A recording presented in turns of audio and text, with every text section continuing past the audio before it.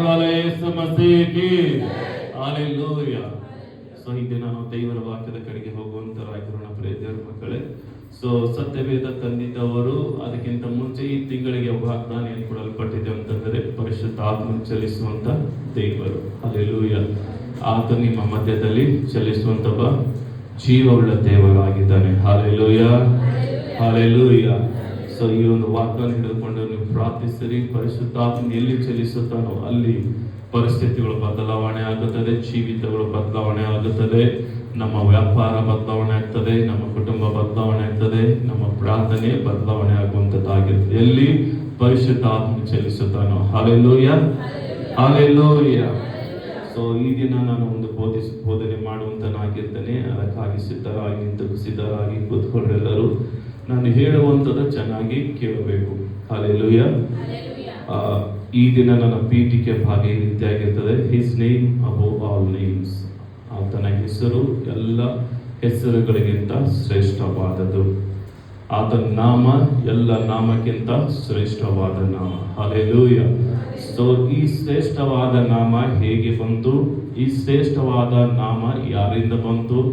ಈ ಶ್ರೇಷ್ಠವಾದ ನಾಮ ಪಡೆದುಕೊಳ್ಳುವುದಕ್ಕೆ ಯೇಸು ಕ್ರಿಸ್ತನು ಏನು ಕಾರ್ಯಗಳನ್ನು ಮಾಡಿದನೆಂಬುದಾಗಿ ಈ ದಿನ ನಿಧಾನವಾಗಿ ಒಂದು 40 ನಿಮಿಷಗಳ ಕಾಲ ನಾನು ನಿಮ್ಮನ್ನು ವಾಕ್ಯದಲ್ಲಿ ನಡೆಸುವಂತನಾಗಿರ್ತೇನೆ. ಚೆನ್ನಾಗಿ ಕೇಳಬೇಕು. ಸತ್ಯವೇದ ತಂದಿದ್ದವರು ಪೌಲನು ಫಿಲಿಪ್ಪಿಯದವರು ಬರೆದಂತ ಪತ್ರಿಕೆ ಅದರ 2ನೇ ಅಧ್ಯಾಯ 9, 10, 11 ನಿಮಿಷ ನೋಡಿದ್ರಿ. ಈ ಕಾರಣದಿಂದ ದೇವರು ಆತನನ್ನು ಅತ್ಯುನ್ನತ ಸ್ಥಾನಕ್ಕೆ ಏರಿಸಿ ಎಲ್ಲಾ ಹೆಸರುಗಳಿಗಿಂತ ಶ್ರೇಷ್ಠವಾದ ಹೆಸರನ್ನು ಆತನಿಗೆ ದಯಪಾಲಿಸಿದ್ದಾನೆ. ಆದದರಿಂದ ಸ್ವರ್ಗ ಮೃತ್ಯ ಪಾತಾಳಗಳಲ್ಲಿರುವವರೆಲ್ಲರೂ ಯೇಸುವಿನ ಹೆಸರಿನಲ್ಲಿ ಅಡ್ಡ ಬಿದ್ದು ಯೇಸು ಕ್ರಿಸ್ತನನ್ನು ಒಡೆಯನೆಂದು ಪ್ರತಿಜ್ಞೆ ಮಾಡಿ ತಂದೆಯಾದ ದೇವರಿಗೆ ಘನವನ್ನು ಸಲ್ಲಿಸುವರು. Amen, hallelujah.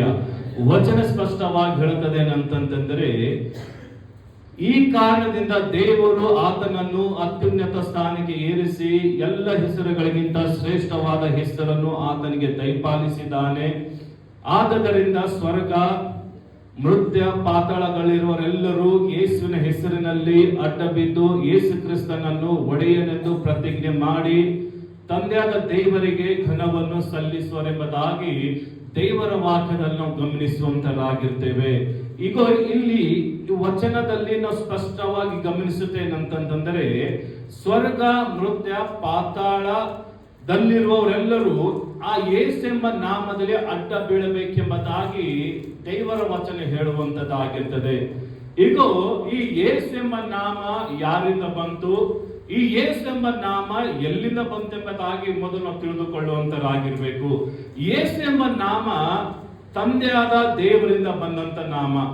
ಈ ಯೇಸು ಎಂಬ ಹೆಸರು ಯೇಸು ಸ್ವಾಮಿಗೆ ಕೊಟ್ಟವ್ರು ಯಾರು ಅಂತಂದ್ರೆ ಪರಲೋಕದಲ್ಲಿಂತ ದೇವರು ಯೇಸು ಎಂಬ ಹೆಸರು ಯೇಸು ಸ್ವಾಮಿಗೆ ಕೊಟ್ಟರು. ಈಗ ಯೇಸು ಎಂಬ ಹೆಸರಿನ ಅರ್ಥ ಏನಂತಂದ್ರೆ, ನಮ್ಮನ್ನು ಪಾಪದಿಂದ ಬಿಡಿಸಿ ಕಾಯುವವನು ಎಂಬುದಾಗಿ ಯೇಸು ಎಂಬ ಹೆಸರಿನ ಅರ್ಥ. ಇನ್ನೊಂದು ಸಾರಿ ಹೇಳ್ತೀನಿ, ಯೇಸು ಎಂಬ ಹೆಸರಿನ ಅರ್ಥ ಏನಂತಂದ್ರೆ, ನಮ್ಮನ್ನು ಪಾಪದಿಂದ ಬಿಡಿಸಿ ಕಾಯುವವನೆಂಬುದಾಗಿ ಯೇಸು ಎಂಬ ಹೆಸರಿನ ಅರ್ಥ. ನಾವು ಪರಲೋಕದಿಂದ ಯೇಸು ಎಂಬ ಹೆಸರು ಬಂತಾದ್ರೆ ಇವಾಗಿನ ದಿವಸ ಯೇಸು ಸ್ವಾಮಿ ಯೇಸು ಕ್ರಿಸ್ತನ್ ಎಂಬುದಾಗಿ ಉಚ್ಚರಿಸುವಂತರಾಗಿರ್ತೇವೆ. ಕ್ರಿಸ್ತನು ಅಂದರೆ ಏನು? ಕ್ರಿಸ್ತನು ಎಲ್ಲಿಂದ ಬಂತು? ಕ್ರಿಸ್ತನ್ ಎಂಬ ಹೆಸರಿನ ಅರ್ಥ ಏನು? ಇದರ ಅರ್ಥ ಏನಂತಂದ್ರೆ, ಕ್ರಿಸ್ತನು ಅಂದರೆ ಅಭಿಷೇಕಿಸಲ್ಪಟ್ಟವನು. ಕ್ರಿಸ್ತನು ಅಂತಂದ್ರೆ ಮೆಸ್ಸಿಯನ್ ಎಂಬುದಾಗಿ ನಾವು ನೋಡುವಂತರಾಗಿರ್ತೇವೆ. ಯೇಸು ಕ್ರಿಸ್ತನು ಅಂದರೆ ಯೇಸು ಸ್ವಾಮಿ ಆತನ ಅಭಿಷಕ್ತನಾದಂತ ದೇವರಾಗಿದ್ದನು. ಯೇಸು ಎಂಬ ಹೆಸರು ತಂದೆಯಾದ ದೇವರು ಯೆಹೋವ ದೇವರು ಮಗನಿಗೆ ಕೊಟ್ಟಂತ ಒಂದು ಹೆಸರು. ಈಗ ಈ ಯೇಸು ಎಂಬ ಹೆಸರಿನ ಅರ್ಥದಲ್ಲಿ ಪಾಪ ಏನಾಗ್ತವೆ? ಕ್ಷಮಿಸಲ್ಪಡುವಂತದ್ದಾಗಿರ್ತದೆ. ಎರಡನೇದಾಗಿ ಯೇಸು ಎಂಬ ಹೆಸರಿನ ಅರ್ಥ ಕಾಯುವಿಕೆ.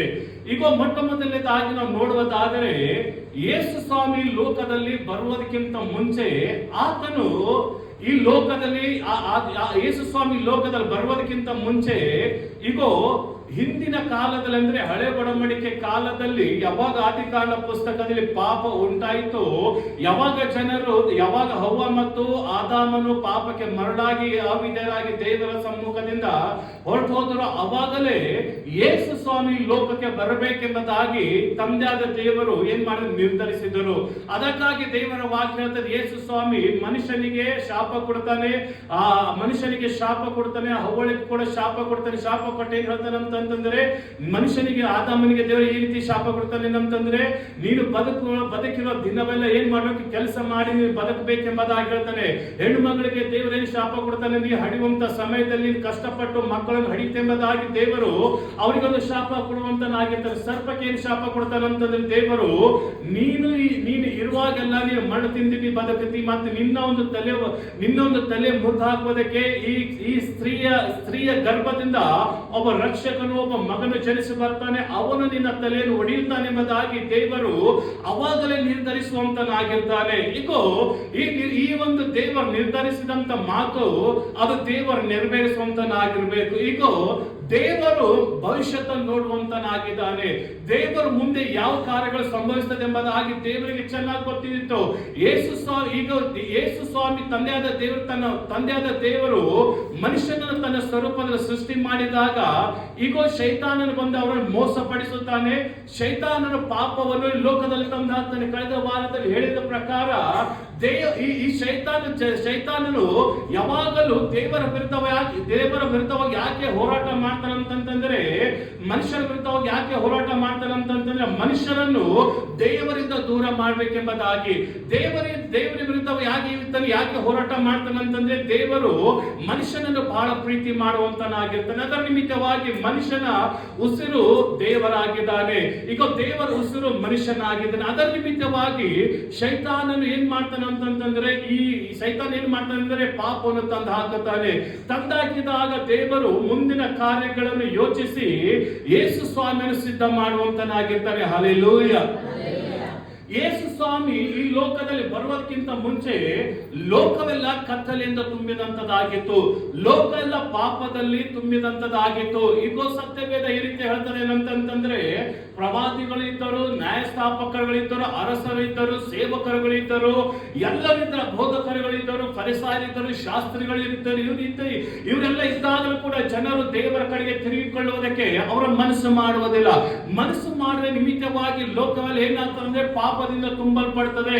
ಪಾಪದಿಂದ ತುಂಬಲ್ಪಟ್ಟಿದಾಗ ಜನರು ಒಂದು ವೇಳೆ ಪಾಪದಲ್ಲಿ ಜನರು ಸಾಯುವುದಾದರೆ ಅವರಿಗೆ ಇರುವಂತ ಒಂದು ಭಾಗ್ಯ ಏನಂತಂದ್ರೆ ನರಕ.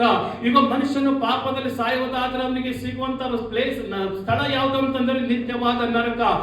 ಮನುಷ್ಯನು ಸಾಯಬಾರದೆಂಬುದಾಗಿ ಹೇಳಿ ಯೇಸು ಸ್ವಾಮಿ ಲೋಕದಲ್ಲಿ ಆತನು ನರ ಅವತಾರವನ್ನು ಎತ್ತಿ ಮನುಷ್ಯನಾಗಿ ಲೋಕದಲ್ಲಿ ಬರುವಂತನಾಗಿರ್ತಾನೆ.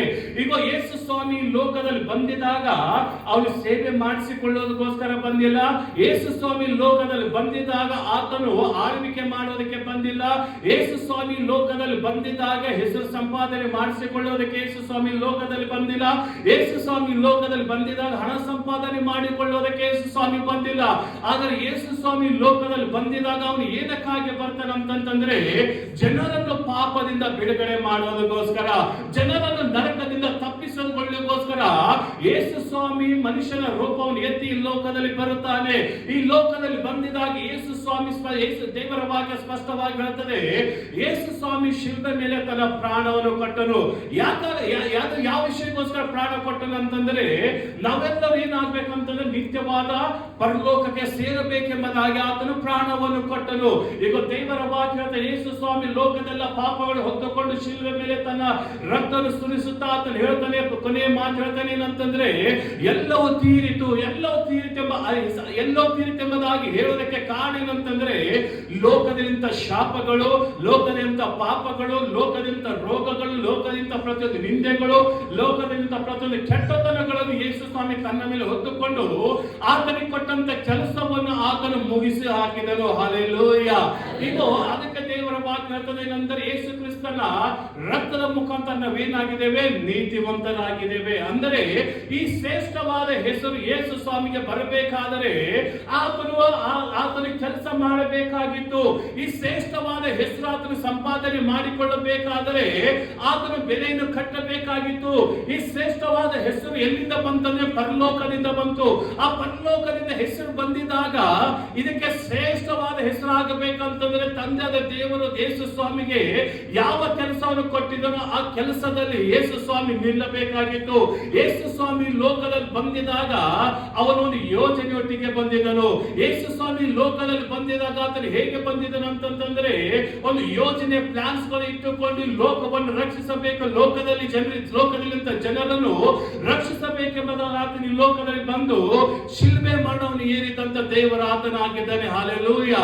ಸೊ ಈ ಯೇಸು ಎಂಬ ಹೆಸರಿನರ್ಥ ಜನರನ್ನು ಪಾಪದಿಂದ ಬಿಡುಗಡೆ ಮಾಡುವುದು, ಎರಡನೇದಾಗಿ ಕಾಯುವವನು. ಹಾಲೆಲೂಯಾ. ಈಗ ಇವತ್ತಿನ ದಿವಸದಲ್ಲಿ ನಾವು ಈ ರೀತಿ ಸುಖದ ಸುಪ್ಪತ್ತಿನಲ್ಲಿ ಇಟ್ಟುಕೊಂಡು ದೇವರ ವಾಕ್ಯ ಕೇಳ್ತಾ ಇದ್ದೇವೆ ಅಂತಂದ್ರೆ ಅದು ದೇವರ ಕಾಯುವಿಕೆ.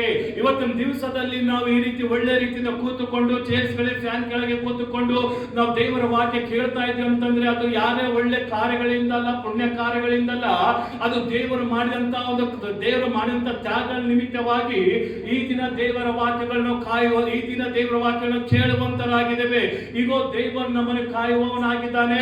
ನಮ್ಮ ಅನಾರೋಗ್ಯದಲ್ಲಿ ಆತನು ಕಾಯುವವನಾಗಿದ್ದಾನೆ. ನಮ್ಮ ಮರಣದ ಪರಿಸ್ಥಿತಿಯಲ್ಲಿ ಆತ ನಮ್ಮನ್ನು ಕಾಯುವವನಾಗಿದ್ದಾನೆ. ಆತ ನಮ್ಮನ್ನು ಬೇಟೆಗಾರನ ಬಲೆಯಿಂದಲೂ ಮರಣಕರ ವ್ಯಾಧಿಯಿಂದಲೇ ತಪ್ಪಿಸಿ ನಡೆಸುವಂತಹ ದೇವರಾಗಿದ್ದಾನೆ. ಇಕ್ಕಟ್ಟಿನಲ್ಲಿ ನಾವು ಆತನಿಗೆ ಕೂಗಿದಾಗ ಆತನು ನಮಗೆ ಸದುತ್ತರವನ್ನು ಕೊಡುವಂತಹ ದೇವರಾಗಿದ್ದಾನೆ. ಆತ ನಮ್ಮನ್ನು ಕಾಯುವಂತ ದೇವರಾಗಿದ್ದಾನೆ. ಈಗ ದೇವರ ವಚನ ಹೇಳ್ತದೆ ಏನಂತಂದ್ರೆ, ದೇವರ ವಾಕ್ಯ ಸ್ಪಷ್ಟವಾಗಿ ಕೀರ್ತನೆ ಹೇಳುವಂತದ್ದಾಗಿರ್ತದೆ. ಆತನು ನಮ್ಮ ಪಕ್ಕದಲ್ಲಿ ನೆರಳಿನಂತ ನಿಂತುಕೊಂಡು ನಮ್ಮನ್ನು ಕಾಯುವಂತ ಒಬ್ಬ ದೇವರಾಗಿದ್ದಾನೆ. ಇಸ್ರಾಯೇಲನ್ನು ಕಾಯುವ ಆತನು ನಿದ್ರಿಸುವುದಿಲ್ಲ, ತೂಕಡಿಸುವುದಿಲ್ಲ. ಯಾಕೆ ತೂಕಡಿಸುವುದಿಲ್ಲ ಅಂತಂದ್ರೆ ಆತನು ನಿಮ್ಮನ್ನು ಕಾಯುವಂತ ಒಬ್ಬ ದೇವರಾಗಿದ್ದಾನೆ. ಹಾಲೆಲೂಯಾ. ಆಮೇಲೆ ಅಂತ ಹೇಳ್ಬೇಕು. ಹಾಲೆಲೂಯಾ. ಆತನು ನಮ್ಮನ್ನು ಕಾಯುವಂತ ಒಬ್ಬ ದೇವರಾಗಿದ್ದಾನೆ. ಇನ್ನೊಂದು ವಚನ ಓದಿಕೊಳ್ಳುವಂತರಾಗಿರೋಣ. ಯೇಸು ಸ್ವಾಮಿ ಲೋಕದಲ್ಲಿ ಬರುವಂತ ಸಮಯದಲ್ಲಿ ಆತನು ಒಬ್ಬ ಅಧಿಕಾರವುಳ್ಳವನಾಗಿ ಬಂದಿದ್ದನು. ಹಲ್ಲೆಲೂಯಾ. ಎಬ್ರಿಯರ ಬರುವಂತ ಪತ್ರಿಕೆ 1ನೇ ಅಧ್ಯಾಯ 2ನೇ ವಚನದ ಈ ರೀತಿ ಬರೆಯಲ್ಪಟ್ಟಿದೆ.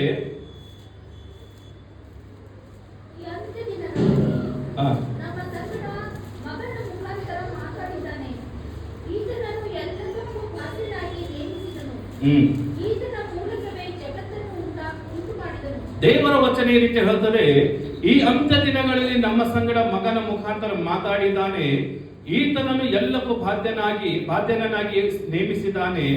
ಈತನ ಮೂಲಕವೇ ಜಗತ್ತನ್ನು ಉಂಟು ಮಾಡಿದನೆಂಬುದಾಗಿ ದೇವರ ವಾಕ್ಯ ಹೇಳುವಂತದ್ದಾಗಿರ್ತದೆ. ಈ ಯೇಸು ಸ್ವಾಮಿ ಲೋಕದಲ್ಲಿ ಬರುತ್ತಿರುವಾಗ ಆತನ ಅಧಿಕಾರವುಳ್ಳವನಾಗಿ ಬಂದಂತ ದೇವರಾಗಿದ್ದಾನೆ. ಈಗ ಯೇಸು ಸ್ವಾಮಿ ಲೋಕದಲ್ಲಿ ಬಂದಿದಾಗ ಒಬ್ಬ ಬಾಧ್ಯಸ್ಥನಾಗಿ ಲೋಕದಲ್ಲಿ ಬಂದಂತ ಒಬ್ಬ ದೇವರಾಗಿದ್ದಾನೆ. ಈತನ ಮುಖಾಂತರ ಜಗತ್ತು ಉಂಟಾಯ್ತೆಂಬುದಾಗಿ ದೇವರ ವಾಕ್ಯ ಹೇಳುವಂತದ್ದಾಗಿರ್ತದೆ. ಇನ್ನೊಂದು ವಚನ ಈ ರೀತಿಯಾಗಿ ಹೇಳ್ತದೆ ಏನಂತಂದ್ರೆ, ಫಿಲಿಪಿಯರ್ ಬರೆದಂತ ಪತ್ರಿಕೆ 5ನೇ ಅಧ್ಯಾಯ 2ನೇ ಅಧ್ಯಾಯ 5ನೇ ವಚನ ಓದ್ರಿ. ಕ್ರಿಸ್ತ ಯೇಸುವಿನಲ್ಲಿದ್ದಂತ ಮನಸ್ಸು ನಿಮ್ಮಲ್ಲಿಯೂ ಇರಲಿ. ಆತನು ದೇವ ಸ್ವರೂಪನಾಗಿದ್ದರು ದೇವರಿಗೆ ಸರಿಸಮಾನನಾಗಿರಬೇಕೆಂಬ ಅಮೂಲ್ಯ ಪದವಿಯನ್ನು ಬಿಡಲಲ್ಲನೋ ಎಂದೆಣಿಸದೆ ತನ್ನನ್ನು ಬರಿದು ಮಾಡಿಕೊಂಡು ದಾಸನ ರೂಪವನ್ನು ಧರಿಸಿಕೊಂಡು ಮನುಷ್ಯರಿಗೆ ಶ್ರುತನಾದನು. ಹೀಗೆ ಆತನು ಆಕಾರದಲ್ಲಿ ಮನುಷ್ಯನಾಗಿ ಕಾಣಿಸಿಕೊಂಡಿದ್ದಾಗ ತನ್ನನ್ನು ತಗ್ಗಿಸಿಕೊಂಡು ಮರಣವನ್ನು ಅದರಿಂದಲೇ ಶಿಲುಬೆಯ ಮರಣವನ್ನಾದರೂ ಹೊಂದುವಷ್ಟು ವಿಧೇಯನಾದನು. ವಚನ ಹೇಳಿದ್ರೆ ಏನಂತಂದ್ರೆ ನೋಡ್ರಿ, ಚೆನ್ನಾಗಿ ತಿಳಿದುಕೊಳ್ಳ್ರಿ. ನಾವು ಮೊದಲು 2ನೇ ಫಿಲಿಪ್ಪಿಯರ ಬರೆದಂತ ಪತ್ರಿಕೆ 2ನೇ ಅಧ್ಯಾಯ 9ನೇ ವಚನದಲ್ಲಿ ಈ ರೀತಿಯಾಗಿ ನೋಡಿದ್ದೇವೆ ಅಂತಂದ್ರೆ, ಈ ಕಾರಣದಿಂದ ದೇವರು ಆತನನ್ನು ಅತ್ಯುನ್ನತ ಸ್ಥಾನಕ್ಕೆ ಏರಿಸಿ ಎಂಬುದಾಗಿ. ಯಾವ ಕಾರಣಕ್ಕೋಸ್ಕರ ದೇವರು ಆತನನ್ನು ಉನ್ನತ ಸ್ಥಾನಕ್ಕೆ ಏರಿಸಿದನು? Hallelujah, hallelujah. ಯಾವ ಕಾರಣಕ್ಕಾಗಿ ಯೇಸು ಸ್ವಾಮಿ ಎಂತ ಕೆಲಸ ಮಾಡಿದ ನಿಮಿತ್ತವಾಗಿ ಈ ಶ್ರೇಷ್ಠವಾದ ಹೆಸರು ಆತನು ಪಡೆದುಕೊಂಡನೆಂಬುದಾಗಿ ಪೌಲನು ಫಿಲಿಪ್ಪಿಯದವರು ಬರೆದಂತ ಪತ್ರಿಕೆಯಲ್ಲಿ ಹೇಳುವಂತನಾಗಿದ್ದಾನೆ. ಈಗ 9ನೇ ವಚನ ಹೇಳ್ತದೇನೆಂದ್ರೆ ಈ ಕಾರಣಕ್ಕಾಗಿ, ಯಾವ ಕಾರಣಕ್ಕಾಗಿ ಅಂದರೆ 8ನೇ ವಚನದಲ್ಲಿ ನಾವು ಈ ರೀತಿಯ ಗಮನಿಸುತ್ತೇವೆ ಏನಂತಂದ್ರೆ, ಕ್ರಿಸ್ತ ಯೇಸುವಿನಲ್ಲಿದ್ದಂತ ಮನಸ್ಸು ನಿಮ್ಮಲ್ಲಿಯೂ ಇರಲಿ. Hallelujah, hallelujah. ಮೊದಲನೇದಾಗಿ ಯೇಸು ಸ್ವಾಮಿ ಶ್ರೇಷ್ಠವಾದ ಹೆಸರಿಗೆ ಹೋಗಬೇಕಾದರೆ ಈತನಲ್ಲಿ ಎಂತ ಮನಸ್ಸಿತ್ತೆಂಬುದಾಗಿ ದೇವರ ವಾಕ್ಯ ಹೇಳ್ತದೆ. ಕ್ರಿಸ್ತನಲ್ಲಿ ಎಂತ ಮನಸ್ಸು ನಿಮ್ಮಲ್ಲಿ ಇದೆ. ಇದು ಎಂತ ಮನಸ್ಸು ಅಂತಂತಂದ್ರೆ, ಕ್ಷಮಿಸುವಂತ ಮನಸ್ಸು, ಪ್ರೀತಿಸುವಂತ ಒಂದು ಮನಸ್ಸು, ಇತರ ಮೇಲೆ ದಯೆ ತೋರಿಸುವಂತ ಮನಸ್ಸು, ಅದ್ಭುತ ಮಾಡುವಂತ ಒಂದು ಮನಸ್ಸು, ಕಾಳಜಿ ವಹಿಸುವಂತ ಒಂದು ಮನಸ್ಸು, ಜನರ ಸೇವೆ ಮಾಡುವಂತ ಮನಸ್ಸು ಯಾರಲ್ಲಿ ತಂದರೆ ಯೇಸು ಕ್ರಿಸ್ತನಲ್ಲಿ ಇದ್ದಿತ್ತು. ಹಲ್ಲೆಲೂಯ. ಇನ್ನೊಂದ್ಸಲ ಹೇಳ್ತೇನೆ ಕೇಳ್ರಿ, ಕ್ರಿಸ್ತನಿಂದ ಮನಸ್ಸು, ಈ ಕ್ರಿಸ್ತನಿಂದ ವಚನ ಹೇಳ್ತದೆ, ಕ್ರಿಸ್ತ ಯೇಸುವಿನಂತ ಮನಸ್ಸು ನಿಮ್ಮಲ್ಲಿ ಇರಲೆಂಬುದಾಗಿ ಇಲ್ಲಿ ಪೌಲನು ಹೇಳ್ತಾ ಇದೆ. ಈ ತರ ಶ್ರೇಷ್ಠವಾದ ನಾಮಕ್ಕೆ ಹೋಗಬೇಕಾದ್ರೆ ಯಾವ ಮನಸ್ಸು ಯೇಸುವಿನಲ್ಲಿ ಇತ್ತು ಅಂತಂದ್ರೆ, ಪ್ರೀತಿಸುವಂತ ಮನಸ್ಸು, ಕ್ಷಮಿಸುವಂತ ಮನಸ್ಸು, ದಯೆ ತೋರಿಸುವಂತ ಮನಸ್ಸು, ಸ್ವಸ್ಥತೆ ಮಾಡುವಂತ ಮನಸ್ಸು, ಅದ್ಭುತಗಳನ್ನು ಮಾಡುವಂತ ಮನಸ್ಸು, ಜನ ಕಣ್ಣೀರು ಒರೆಸುವಂತ ಮನಸ್ಸು, ಜನರ ದುಃಖಗಳಿಂದ ಬಿಡುಗಡೆ ತರುವಂತ ಮನಸ್ಸು. ಇಂಥ ಮನಸ್ಸು, ಒಳ್ಳೆ ಮನಸ್ಸುಗಳು ಯೇಸುವಿನಲ್ಲಿ ಇದ್ದಿತೆಂಬುದಾಗಿ ದೇವರ ವಾಕ್ಯ ಹೇಳ್ತದೆ. ಅದರ ನಿಮಿತ್ತವಾಗಿ ಈತನಿಗೆ ಶ್ರೇಷ್ಠವಾದ ಹೆಸರು ಕೊಡಲ್ಪಟ್ಟದ್ದು. ಎಲ್ಲ ನಾಮಕ್ಕಿಂತ ಮೇಲಾದ ನಾಮ ಯೇಸು ಎಂಬ ನಾಮ ಎಂಬುದಾಗಿ ಇಂಥದ ಮನಸ್ಸುಗಳು ಇರುವ ನಿಮಿತ್ತವಾಗಿ ಆ ಹೆಸರು ಕೊಡಲ್ಪಡ್ತು. ಎರಡನೇದಾಗಿ ಆತನು ದೇವರ ಸ್ವರೂಪನಾಗಿದ್ದರೂ ದೇವರಿಗೆ ಸರಿಸಮಾನನಾಗಿರುವುದೆಂಬ ಅಮೂಲ್ಯ ಪದವಿಯನ್ನು ಬಿಟ್ಟು ಎಂದೆಣಿಸಿ ತನ್ನನ್ನು ಭರ್ತಿ ಮಾಡಿಕೊಂಡನು. ಎರಡನೇದಾಗಿ ಆತನು ಏನಾಗಿದ್ದನಂತಂದ್ರೆ, ದೇವರ ಸ್ವರೂಪದಲ್ಲಿ ಇರುವಂತಹ ಒಬ್ಬ ದೇವರಾಗಿದ್ದನು. ಅಂದರೆ ಪರಲೋಕದಲ್ಲಿ ತಂದೆಯ ಪಕ್ಕದಲ್ಲಿ ಆತನು ಯಾವ ರೀತಿ ಇದ್ದನಂತಂದ್ರೆ, ದೇವರ ಸ್ವರೂಪದಲ್ಲಿ, ಅಂದ್ರೆ ದೇವರು ತಂದೆಯಾದ ದೇವರು ಆತನ ಮಗನು ಕೂಡ ದೇವರಾಗಿದ್ದನು.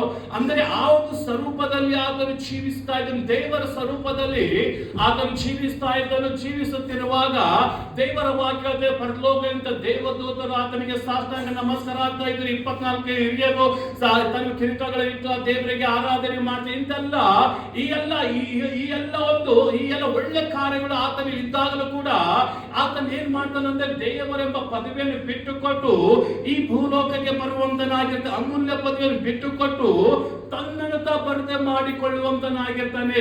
ಈಗ ಇವತ್ತಿನ ದಿವಸದಲ್ಲಿ ಒಂದು MLA ಆಗಲಿ, ಒಂದು PM ಆಗಲಿಲ್ಲ, ಅಥವಾ ಐಶ್ವರ್ಯವಂತ ಹಣವಂತರು ನಮ್ಮ ಸಭೆಯಲ್ಲಿ ಯಾರಾದರೂ ಇರುವುದಾದರೆ, ಹಣವಂತರಿಗೆ ಐಶ್ವರ್ಯವಂತರಿಗೆ ನಿಮ್ಮನ್ನು ತಗ್ಗಿಸಿಕೊಂಡಿರ್ರಿ, ನಿಮ್ಮನ್ನು ಭರ್ತಿ ಮಾಡಿಕೊಂಡಿರ್ರಿ ಎಂಬುದಾಗಿ ಹೇಳೋದಾದರೆ ಅವರು ತಮ್ಮನ್ನು ತಗ್ಗಿಸಿಕೊಳ್ಳುವುದಿಲ್ಲ. ತಗ್ಗಿಸಿಕೊಳ್ಳಕ್ ಸಾಧ್ಯನಾ? Hallelujah, hallelujah. ಅಂದರೆ ಯೇಸು ಸ್ವಾಮಿ ದೇವರ ಸ್ವರೂಪದಲ್ಲಿ ಇದ್ದಾಗಲೂ ಕೂಡ ತನ್ನನ್ನು ಬರಿ ಮಾಡಿಕೊಂಡು ಏನಾದರೂ ಮನುಷ್ಯನಾದರೂ ಎಂಬುದಾಗಿ ದೇವರ ವಾಕ್ಯ ಹೇಳ್ತದೆ. ಇಂಥ ಗುಣ ಆತನನ್ನು ಏನು ಮಾಡ್ತಂದ್ರೆ ಶ್ರೇಷ್ಠವಾದ ನಾಮವಾಗಿ ಮಾಡುವಂತದ್ದಾಗಿರ್ತದೆ. Hallelujah, hallelujah. ಮೂರನೇದಾಗಿ ಈ ರೀತಿಯಾಗಿ ನೋಡ್ತೇವೆ ಏನಂತಂದ್ರೆ, ದಾಸನ ರೂಪವನ್ನು ಧರಿಸಿಕೊಂಡು ಮನುಷ್ಯನಿಗೆ ಸದೃಶನಾದನು. Hallelujah, hallelujah.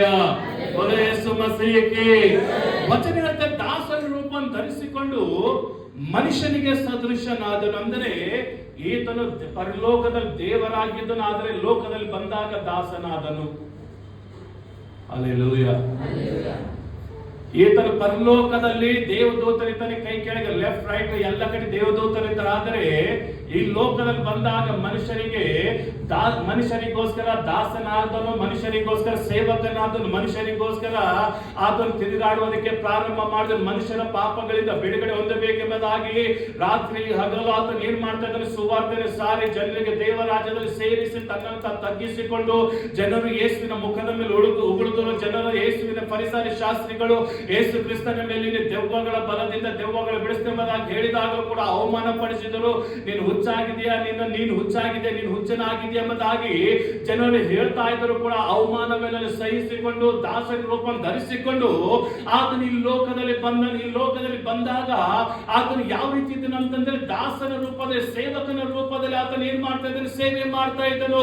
ಈಗ ದೇವರ ವಾಕ್ಯ ಸ್ಪಷ್ಟವಾಗಿ ಹೇಳ್ತದೆ ಏನಂತಂದ್ರೆ, ಈತನು ಇದ್ದನು ಯಾವ ರೀತಿ ಇದ್ದನು ಅಂತಂದ್ರೆ ದಾಸನ ರೂಪವನ್ನು ಧರಿಸಿಕೊಂಡು ಜನರಿಗೆ ಸೇವಕನಾಗಿ ಕೆಲಸ ಮಾಡಿದನು, ಜನರಿಗೆ ಸೇವಕನ ಹಾಗೆ ಸೇವೆ ಮಾಡಿದನು. ಈಗ ದೇವರ ವಚನ ಹೇಳ್ತದೆ ಅಂತ ಯೇಸು ಸ್ವಾಮಿಗೆ ಒಬ್ಬರು ಕೇಳ್ತಾರೆ. ಕೇಳಿದಾಗ ಯೇಸು ಸ್ವಾಮಿ ಹೇಳ್ತಾನೆ ಅಂದ್ರೆ, ನಾನು ಈ ಲೋಕದಲ್ಲಿ ಬಂದಿದ್ದು ಸೇವೆ ಮಾಡಿಸಿಕೊಳ್ಳೋದಕ್ಕೋಸ್ಕರ ಅಲ್ಲ, ಸೇವೆ ಮಾಡೋದಕ್ಕೋಸ್ಕರ ಬಂದಿದ್ದೇನೆ ಎಂಬುದಾಗಿ ದೇವರ ಜನರಿಗೆ ಉತ್ತರ ಕೊಡುವಂತನಾಗಿರ್ತಾನೆ. ಹಲ್ಲೆಲೂಯ. ಇವತ್ತಿನ ದಿವಸದಲ್ಲಿ ನಿನ್ನಲ್ಲಿ ಒಂದು ಗುಣ ಎಂತದಿರ್ಬೇಕಂತಂದ್ರೆ, ನೀನು ಇತರರಿಗೆ ಹೇಗಿರ್ಬೇಕಂದ್ರೆ ನಿನ್ನ ತಗ್ಗಿಸಿಕೊಂಡು ಜೀವಿಸುವಂತ ಸ್ವಭಾವ ನಿನ್ನಲ್ಲಿ ಇರಬೇಕು. ಯೇಸು ಸ್ವಾಮಿಯಲ್ಲಿ ಇದ್ದಂತ ಒಂದು ಒಳ್ಳೆ ಗುಣ ಸ್ವಭಾವ ಏನಂತಂದ್ರೆ, ಆತನು ತನ್ನನ್ನು ತಗ್ಗಿಸಿಕೊಂಡನು, ತನ್ನನ್ನು ಬರಿ ಮಾಡಿಕೊಂಡನು ಅಂತಂದ್ರೆ ಅವನಲ್ಲಿ ಯಾವುದೇ ಗರ್ವ ಇಲ್ಲ, ಅವನಲ್ಲಿ ಯಾವುದೇ ಅಹಂಕಾರ ಇಲ್ಲ. ಇವತ್ತಿನ ದಿವಸದಲ್ಲಿ ಕ್ರೈಸ್ತರಲ್ಲಿ ಯಾರಾದ್ರೂ ಹಣವಂತರ ಐಶ್ವರ್ಯವಂತರು ಇರುವುದಾದ್ರೆ ಅವರಿಗೆ ಇಲ್ಲದಂತ ಗರ್ವ ಅಹಂಕಾರ ಇರುವಂತದ್ದಾಗಿರ್ತದೆ. ಗರ್ವ ಎನ್ನುವುದು ದೇವರಾಜ್ಯಕ್ಕೆ ಸಂಬಂಧಪಟ್ಟದಲ್ಲ, ಗರ್ವ ಅಹಂಕಾರ ಎನ್ನುವುದು ದೇವರಿಗೆ ಸಂಬಂಧಪಟ್ಟದಲ್ಲ. ಯಾಕೆ ಸಂಬಂಧಪಟ್ಟದಲ್ಲ ಅಂತ, ತಂದೆ ಹತ್ರನೇ ಗರ್ವ ಇಲ್ಲ, ತಂದೆ ಹತ್ರನೇ ಯಾವುದೇ ಅಹಂಕಾರ ಇಲ್ಲ ಅಂತಂದ್ರೆ ಆತನ ಮಕ್ಕಳಲ್ಲಿ ಕೂಡ ಯಾವುದೇ ಅಹಂಕಾರ ಎನ್ನುವುದು ಇರಬಾರದು. ಯಾವ ವ್ಯಕ್ತಿಯಲ್ಲಿ ಅಹಂಕಾರ ಇರ್ತದೋ ಅವನು ದೇವರಿಂದ ಆಶ್ವಸಲ್ಪಡುವುದಿಲ್ಲ, ಅವನು ತಗ್ಗಿಸಲ್ಪಡುವಂತನಾಗಿರ್ತಾನೆ.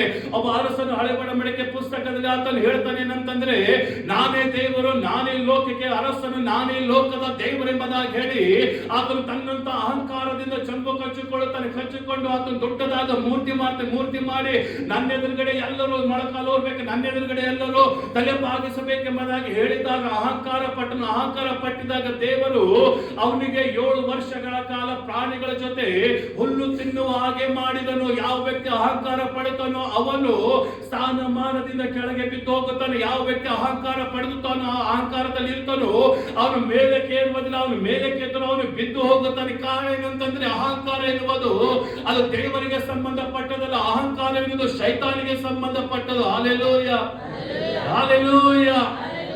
ಯೇಸು ಕ್ರಿಸ್ತನು ತನ್ನನ್ನು ಏನ್ ಮಾಡಿಕೊಂಡಂದ್ರೆ, ದಾಸನ ರೂಪವನ್ನು ಧರಿಸಿಕೊಂಡು ಮನುಷ್ಯರಿಗೆ ಸದೃಶನಾದನು, ತನ್ನನ್ನು ಬರಿ ಮಾಡಿಕೊಂಡನು. 4ನೇದಾಗಿ, ಹೀಗೆ ಆತನು ಆಕಾರದಲ್ಲಿ ಮನುಷ್ಯನಾಗಿ ಕಾಣಿಸಿಕೊಂಡಿದ್ದಾಗ ತನ್ನನ್ನು ಏನು ಮಾಡಿಕೊಂಡನಂತೆ, ಸಂಪೂರ್ಣವಾಗಿ ತಗ್ಗಿಸಿಕೊಂಡನು. Hallelujah, hallelujah.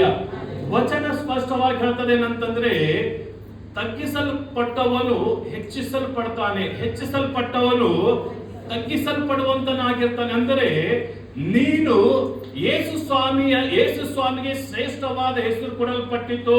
ಎಲ್ಲ ನಾಮಕ್ಕಿಂತ ಮೇಲಾದ ನಾಮ ಯೇಸು ಎಂಬ ನಾಮ. ಈ ಹೆಸರು ಹೇಗೆ ಬಂತಂತಂದ್ರೆ, ಆತನಲ್ಲಿ ಆತನೇನು ಮಾಡಿ ತನ್ನಂತ ತಗ್ಗಿಸಿಕೊಂಡು ಆತನ ಜೀವಿಸುವಂತನಾಗಿದ್ದನು. ಅಂದರೆ ಈತನು ಬೈಯವರಿಗೆ ಯಾವುದೇ ಪ್ರತ್ಯುತ್ತರನ್ನು ಕೊಟ್ಟಿಲ್ಲ, ಅವಮಾನ ಪಡಿಸಿದವರಿಗೆ ಯಾವುದೇ ಪ್ರತ್ಯುತ್ತರನ್ನು ಕೊಟ್ಟಿಲ್ಲ, ಅವನ ಯೇಸು ಸ್ವಾಮಿಗೆ ಹೊಡಿದವರಿಗೆ ಆತನು ಯಾವುದೇ ಪ್ರತ್ಯುತ್ತರನ್ನು ಕೊಟ್ಟಿರಲಿಲ್ಲ.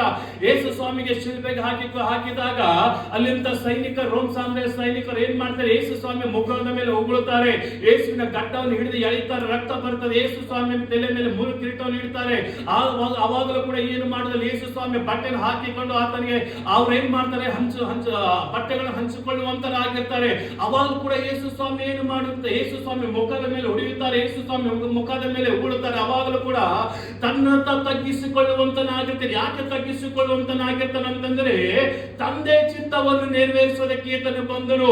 ಶ್ರೇಷ್ಠವಾದ ಹೆಸರು ಈತನಿಗೆ ಇದೆ ಎಂಬುದಾಗಿ ತಿಳಿದುಕೊಂಡು ತನ್ನಂತ ತಗ್ಗಿಸಿಕೊಂಡವನಾಗಿದ್ದನು. ಈಗ ಇವತ್ತಿನ ದಿವಸದಲ್ಲಿ ನಿನ್ನಲ್ಲಿ ತಗ್ಗಿಸಿಕೊಳ್ಳುವಂತ ಮನಸ್ಸಿರುವುದಾದರೆ ನೀನು ದೇವರ ಮಗನು ಮಗಳೆಂಬುದಾಗಿ ನೀನು ಕರೆಯಲ್ಪಡುವಂತಳಾಗಿತ್ತು. ಒಂದು ವೇಳೆ ದೇವರ ಮಗಳು ನೀನು ಕರೆಯಲ್ಪಡಬೇಕಂದ್ರೆ ನಿನ್ನಲ್ಲಿ ತಗ್ಗಿಸಿಕೊಳ್ಳುವಂತ ಸ್ವಭಾವ ನಿನ್ನಲ್ಲಿ ಇರುವಂತದ್ದಾಗಿರ್ಬೇಕು. ದೇವರ ವಚನ ಹೇಳ್ತದೆ, ಎಲ್ಲ ದೇವರ ವಚನ ಎಫೆಸದ ಬರೆದಂತ ಪತ್ರಿಕೆಯಲ್ಲಿ ದೇವರ ವಾಕ್ಯ ಸ್ಪಷ್ಟವಾಗಿ ಹೇಳ್ತದೆ ಏನಂತಂದ್ರೆ, ಇನ್ನೊಬ್ಬರನ್ನು ನಿನಗಿಂತ ಶ್ರೇಷ್ಠ ಎಂಬುದಾಗಿ ನೀನು ತಿಳಿ ಎಂಬುದಾಗಿ ದೇವರ ವಾಕ್ಯ. ಆದ್ರೆ ಇವತ್ತಿನ ದಿವಸದಲ್ಲಿ ಸಭೆಗಳಲ್ಲಿ ಇನ್ನೊಬ್ಬರಿಗಿಂತ ಅವ್ರಿಗಿಂತ ನಾನು ಶ್ರೇಷ್ಠನು, ಅವಳಿಗಿಂತ ನಾನು ಶ್ರೇಷ್ಠ ಎಂಬುದಾಗಿ ಎಂತ ಒಂದು ಕಾರ್ಯಗಳು ನಡೆಯುವಂತದ್ದಾಗಿರ್ತದೆ. ಕ್ರೈಸ್ತ ಸಭೆ ಈಗೋ ದೇವರ ವಚನ ಏನ್ ಹೇಳ್ತದೋ ಅದೇ ಪ್ರಕಾರ ನಾವು ಜೀವಿಸುವುದಾದರೆ ದೇವರು ನಮ್ಮ ಜೀವಿತದಲ್ಲಿ ಶುಭ ಕಾರ್ಯಗಳಿಂದ ತುಂಬಿಸುವಂತನಾಗಿರ್ತಾನೆ.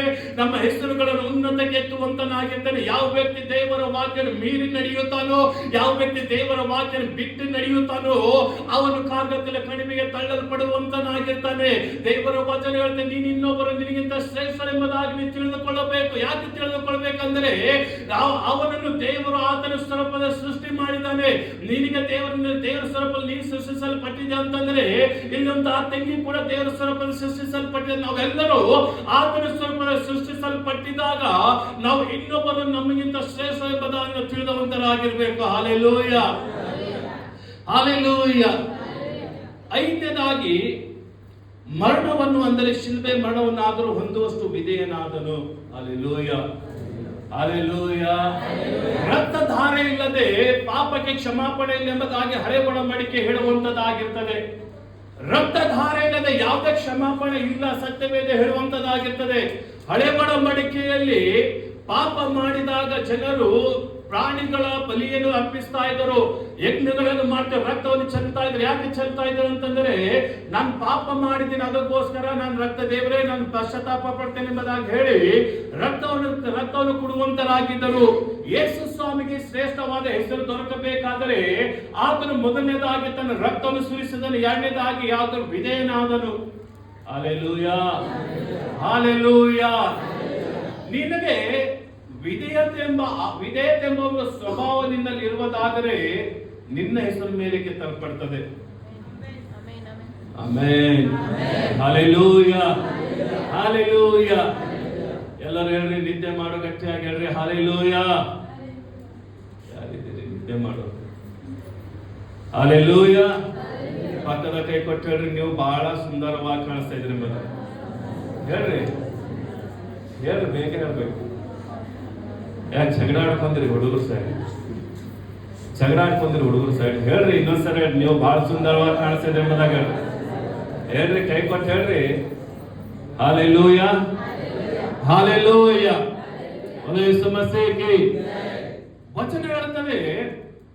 ಐದನೇದಾಗಿ ಯೇಸು ಸ್ವಾಮಿ ಮರಣ ಅನುಭವಿಸುವುದಕ್ಕೆ ವಿಧೇಯನಾದನೆಂಬುದಾಗಿ ಸೇವಕರು ಸಭೆಯಲ್ಲಿ ಹೇಳ್ತಾರೆ. ಸಭೆಗೆ ಸರಿಯಾದ ಸಮಯಕ್ಕೆ ಬಂದು ವಿಧೇಯರಾಗಿ ನಡ್ರಪ್ಪ ಎಂಬುದಾಗಿ ಹೇಳ್ತಾರೆ. ಆದರೆ ಇಲ್ಲಿ ಯೇಸು ಸ್ವಾಮಿ ಮರಣಕ್ಕೆ ವಿಧೇಯನಾದನಂದ್ರೆ ತಂದೆ ಬಾಯಿಂದ ಬಂದಂತ ಮಾತನ್ನು ಆತನು ವಿಧೇಯನಾಗಿ ಸ್ವೀಕರಿಸಿಕೊಂಡನು. ಅಂದರೆ ವಿಧೇಯತ್ವದಲ್ಲಿ ಆಶೀರ್ವಾದ ಇದೆ, ವಿಧೇಯತ್ವದಲ್ಲಿ ಒಂದು ದೈವಿಕವಾದ ನಮಗೆ ಬಿಡುಗಡೆ ಇದೆ, ವಿಧೇಯತ್ವದಲ್ಲಿ ಒಂದು ದೈವಿಕವಾದ ಸ್ವಸ್ಥತೆ ನಮ್ಮ ಜೀವಿತದಲ್ಲಿ ಇರುವಂತದ್ದಾಗಿರ್ತದೆ. Hallelujah, hallelujah.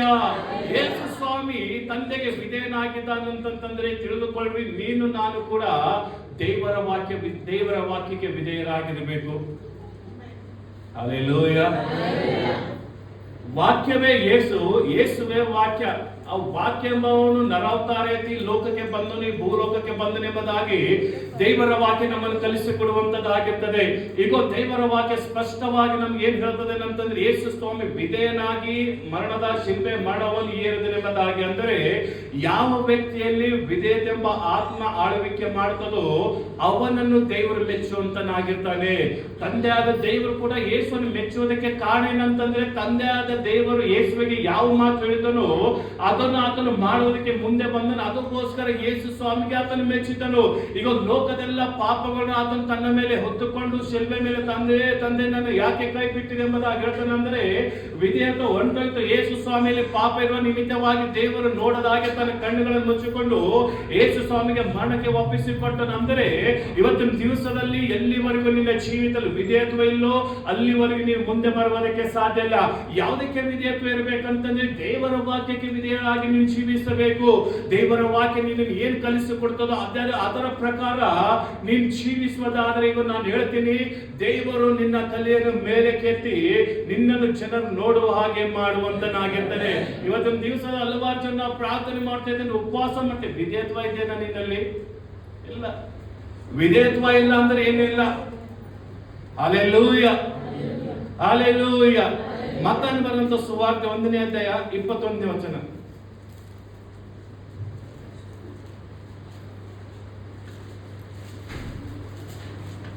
ಆಕೆಯು ಒಬ್ಬ ಮಗನನ್ನು ಹಡೆಯೋಳು, ನೀನು ಆತನಿಗೆ ಯೇಸು ಎಂದು ಹೆಸರಿಡಬೇಕು, ಯಾಕೆಂದರೆ ಆತನೇ ತನ್ನ ಜನರನ್ನು ಅವರ ಪಾಪಗಳಿಂದ ಬಿಡಿಸಿ ಕಾಯುವನು ಅಂದನು. ಕಾಯುವನು ಎಂಬುದಾಗಿ ನಾವು ನೋಡುತ್ತೇವೆ. ಯೇಸು ನಮ್ಮನ್ನು ಏನ್ ಮಾಡ್ತಾನಂದ್ರೆ ಕಾಯುವಂತ ದೇವರು. ಯೇಸು ಎಂಬ ನಾಮದಲ್ಲಿ ಸ್ವಸ್ಥತೆ ಇದೆ, ಯೇಸು ಎಂಬ ನಾಮದಲ್ಲಿ ಬಿಡುಗಡೆ ಇದೆ, ಯೇಸು ಎಂಬ ನಾಮದಲ್ಲಿ ಒಂದು ದೈವಿಕವಾದ ಶಕ್ತಿ ಇದೆ. ಈಗ ದೇವರ ವಾಕ್ಯ ಹೇಳ್ತದೆ, ಈತನಿಗೆ ಶ್ರೇಷ್ಠವಾದ ಹೆಸರು ಹೇಗೆ ಬಂತು? ಇವಾಗ ತಾನೇ ನಾನು ಹೇಳಿದೆ, ಆತನು ತನ್ನನ್ನು ತೆಗೆಸಿಕೊಂಡನು, ದೇವರ ಸ್ವರೂಪನಾಗಿದ್ದನು, ದೇವರಿಗೆ ಸರಿಸಮಾನವಾಗಿದ್ದರೂ ಆ ಪದವಿಯನ್ನು ಬಿಟ್ಟು ಬಂದನು, ತನ್ನನ್ನು ಬರಿ ಮಾಡಿಕೊಂಡನು, ದಾಸನ ರೂಪ ಧರಿಸಿಕೊಂಡನು, ಮನುಷ್ಯರಿಗೆ ಸದೃಶನಾದನು, ಆಕಾರದಲ್ಲಿ ಮನುಷ್ಯನಾಗಿ ಕಾಣಿಸಿಕೊಂಡು ತನ್ನನ್ನು ತಗ್ಗಿಸಿಕೊಂಡನು. ಕೊನೆಯದಾಗಿ ದೇವರ ಮಾತಿಗೆ ದೇವರಿಗೆ ಆತನ ಏನಾದನೆಂದ್ರೆ ವಿಧೇಯನಾದನೆಂಬುದಾಗಿ ನಾವು ನೋಡುತ್ತೇವೆ. ದೇವರ ವಾಕ್ಯ ಹೇಳ್ತದೆ, ಮತ್ತಾಯ 1:21 ದೇವರ ವಚನ ಹೇಳ್ತದೆ, ಆತನಿಗೆ ಯೇಸು ಎಂಬುದಾಗಿ ಹೆಸರಿಡಬೇಕೆಂಬುದಾಗಿ. ಯೇಸು ಅಂದರೆ ಪಾಪದಿಂದ ಬಿಡುಗಡೆ, ಕಾಯುವವನು. ಹಲ್ಲೆಲೂಯಾ. ಈಗ ಈ ಯೇಸು ಎಂಬ ಹೆಸರು ಎಲ್ಲೆಲ್ಲಿ ಪ್ರಚಾರವಾಗುತ್ತದೋ ಅಲ್ಲೆಲ್ಲ ಅದ್ಭುತ ನಡೆಯುವಂತದ್ದಾಗಿರ್ತದೆ.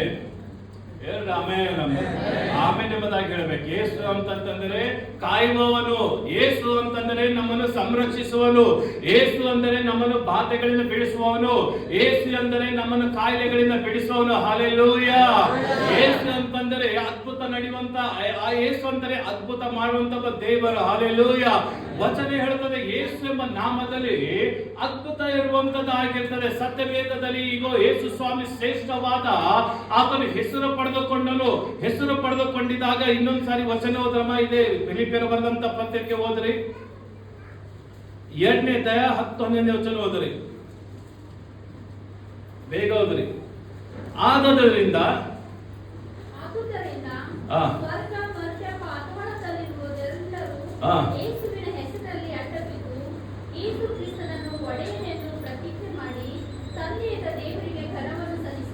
ಹಲ್ಲೆಲೂಯಾ.